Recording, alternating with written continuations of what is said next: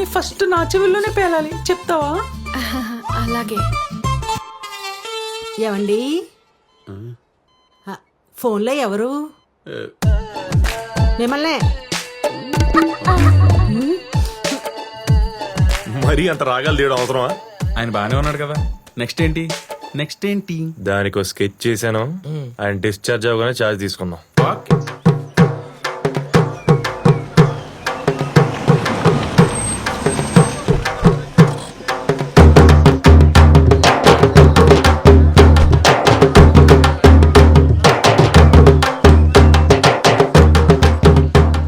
ఇదేంటండి శుభమాన్ ఇంటికి వస్తే కట్టెల కుండలతో ఎదురొచ్చాడు వీడు.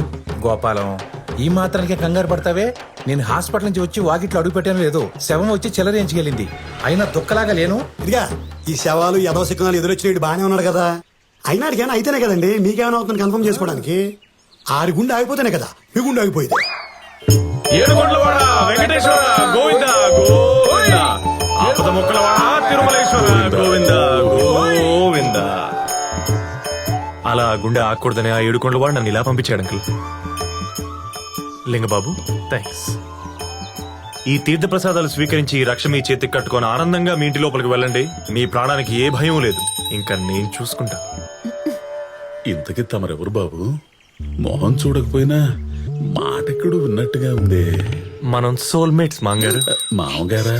కిందటి జన్మలో ఆ ఫీలింగ్ తో చెప్పాడు అనమాట. కిందటి జన్మలో ఏ బంధం ఏమో, లేకపోతే ఇంతలా వీక్ అయిపోయిన నా గుండెకి నీ మాటలు ఆక్సిజన్లు ఎందుకు పనిచేస్తాయి? ఓ పని చేసిందా? ఇలా ఫ్రీగా గాలెందుకు ఆడుతుంది?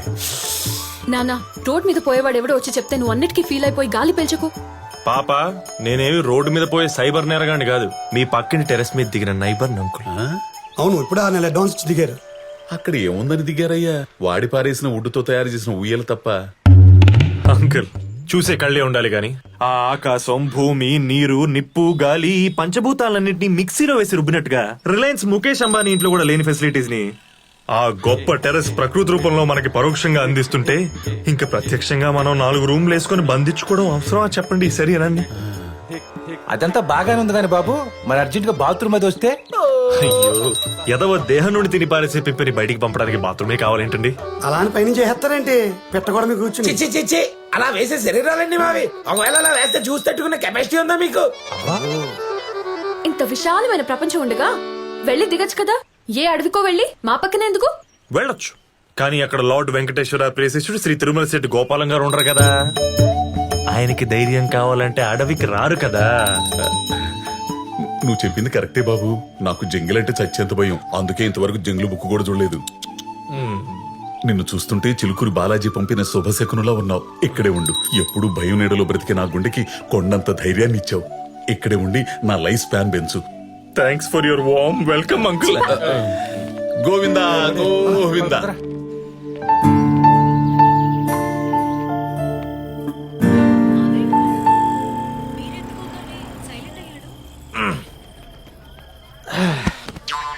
భయ్యా, కొంచెం లోపల పెడతా, వస్తా.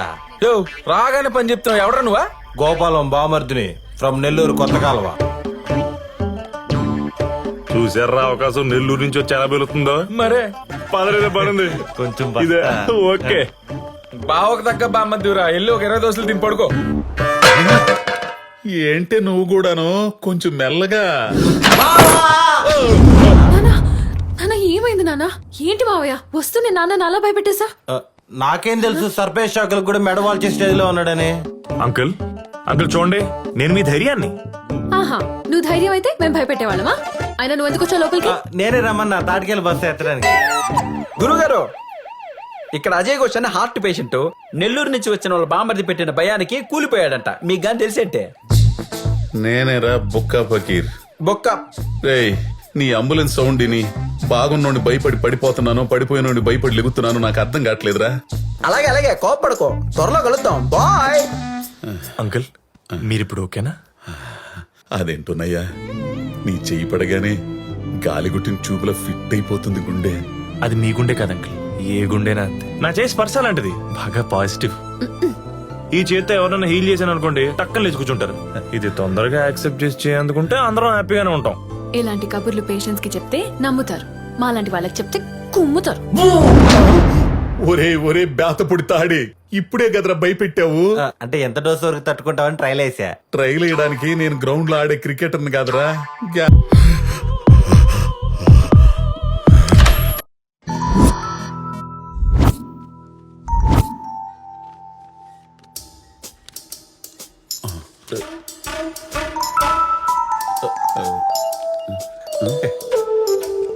డాక్టర్ నేను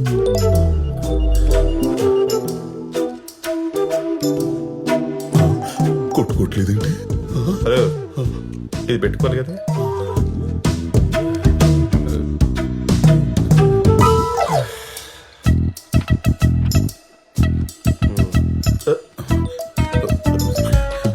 యావయ్యో యావయ్యో బీపీదయ్యా, ఎక్కడ పడితే అక్కడ కట్టుకునేది కాదు.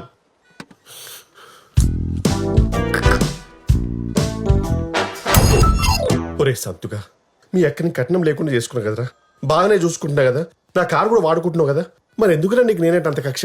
ఈ కొత్త టర్కీ కొని తెచ్చావేంట్రా? బావ నువ్వేం భయపడకు, ఆయనకు అసలు ఏ రోగం లేదని నువ్వు చెప్తే చాలు. నేను చెప్పడమేట్రా, ఆల్రెడీ రిపోర్ట్స్ ఉన్నాయి కదా. ఉన్నా నమ్మాలి కదా, మాలాంటి మామూలు మనుషులు చెప్తే నమ్మే క్యాండిడేట్ కాదు అక్కడ. డాక్టర్ తో చెప్పించుకుని 10 లక్షలు పోగొట్టుకుంటే తప్ప ఎక్కదా బుర్రకి. అంతే కదా, ఈ పగ ప్రతీకారం కమర్షియల్ సినిమా కథలేం లేవు కదా. నీ స్టెథోస్కోప్ మీద ఒట్టు. Super sir, absolutely perfect reports. నా ప్రాక్టీస్ లో ఇంత ఫ్లాలెస్ రిపోర్ట్స్ నేను చూడలేదు. Your absolutely fine. ఒక మనిషికి చేయాల్సినవి, చేయకూడనివి, చేయలేని స్కానింగ్ కూడా చేయించాం. మీరు హ్యాపీగా ఇంటికి వెళ్ళిపోవచ్చు. జస్ట్ ఎగిరిపోండి అంతే. బాగా ఐస్ క్రీమ్ తింటే జలుబు, కొబ్బరి తింటే దగ్గు తప్ప మీకు ఎలాంటి డిసీజ్ దరిదాపులో రాదు రాదు రాదు రాదు. పోనీ ఆ జలుబు దగ్గు పెరిగి పెద్దదైపోయి ఊపిరాడకుండా చచ్చిపోతానా? ఏమండి, నేను జలుబు గురించి మాట్లాడుతుంటే మీరు చావు గురించి మాట్లాడుతున్నారు.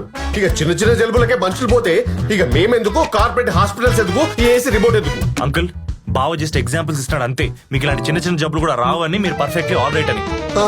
మరి అన్ని పర్ఫెక్ట్ గా ఉంటే కోటేశ్వరరావు ఎలా పోయాడు? ఆయన హెల్త్ హిస్టరీ మనకి తెలియదు కదా అంకుల్. అలాగే నా ఆరోగ్యం గురించి మీ బావకు తెలియదు కదా, నేను అలాగే పోవచ్చు కదా. పోవచ్చు, పోసుకొని రావచ్చు. ఏమండి, అలాంటివి తెలియలే కదండి ఇలాంటి రిపోర్ట్స్ తీసింది. మరి ఇలాంటి రిపోర్ట్స్ నేను కూడా ఇంతకుముందు తీయించుకున్నాను. మరి నా గుండెలో నొప్పి ఎందుకు వచ్చింది? స్టెంట్ ఎందుకు పడింది?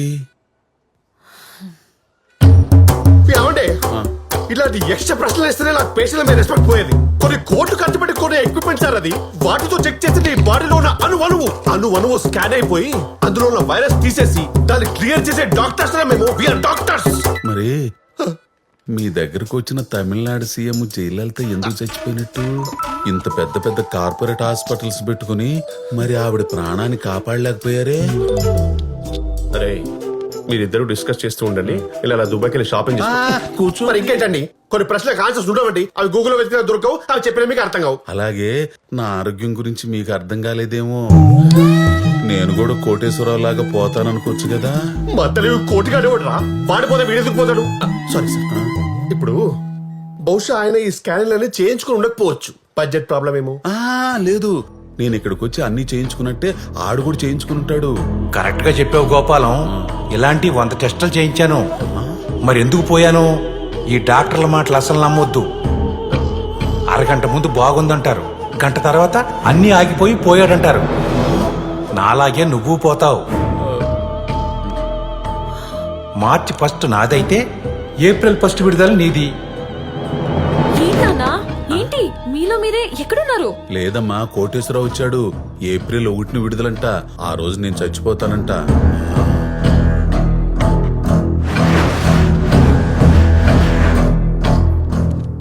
ముందు నుంచి నేను చెప్తున్నట్టే జరుగుతుంది చూసారా. కోటిగాని ఇన్సూరెన్స్ కట్టరా, పాలసీ తీసుకోరా అని 100 సార్లు అడిగాను. ఇప్పుడు ఏమైంది? బంగారం లాంటి ఆడు సావు ₹1 లేకుండా వేస్ట్ అయిపోయింది. సార్, మీరు మాత్రం ఆడు చేసిన తప్పు చేయకండి సార్. నేను చేయనివ్వను. మీకోసం ఇన్సూరెన్స్ పేపర్లు తీసుకొచ్చాను, అర్జెంట్గా కట్టండి. లేదు కట్టనంటారా? ఏమో, తెల్లారితే సావొస్తే రావచ్చు కాదండి, వచ్చేసింది. ఏం చేస్తారు? ఆ కోటిగాడి ఫ్యామిలీకి మీ ఫ్యామిలీ కూడా రోడ్డు పడుతుంది. మరి అప్పుడేం చేస్తారు? అంటే ఏంటని మీ ఉద్దేశం? నేను ఖచ్చితంగా కోటి చెప్పినట్టే చచ్చిపోతానా?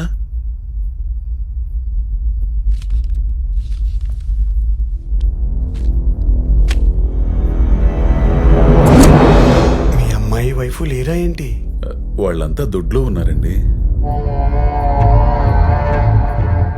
మీరు చచ్చిపోతారైతే? అరవకు. అన్నీ మ్యాచ్ అయినప్పుడు మరణం మ్యాచ్ అవుతా అవుతుంది గోపాలం.